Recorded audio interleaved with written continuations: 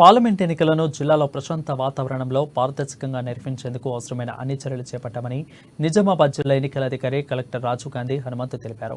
భారత ఎన్నికల సంఘం షెడ్యూల్ వెలువరించిన నేపథ్యంలో ఎన్నికల ప్రవర్తన నియమావళి తక్షణమే అమల్లోకి వచ్చిందని, జూన్ 6వ తేదీ వరకు ఇది అమల్లో ఉంటుందని తెలిపారు.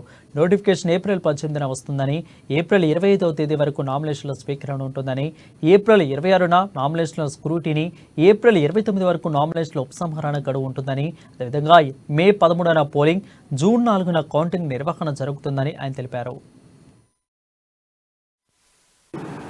నామినేషన్స్ అనేది ఇక్కడ మనకి ఐడిఓసిలో తీసుకోవడం జరుగుతుంది. So last date of filing nominations April 25 వరకు ఉంటుంది. స్క్రూటినీ అనేది 26 April 2024. So last date of withdrawal for the candidature 29 April 2024.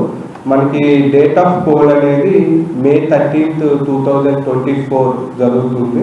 So counting of oats June 4th 2024 ఉంటుంది.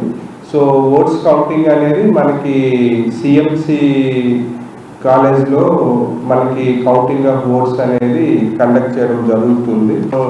Important dates.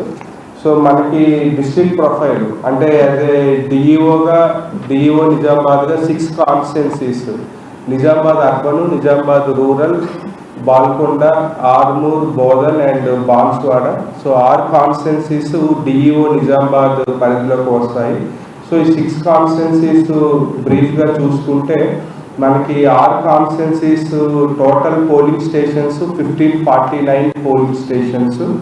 సో దాంట్లో టోటల్ ఎలక్టర్స్ చూసుకుంటే 14,11,373. సో 14,11,373 ఓటర్స్ ఉన్నారు. So మనకి అసెంబ్లీతో compare చేసుకుంటే so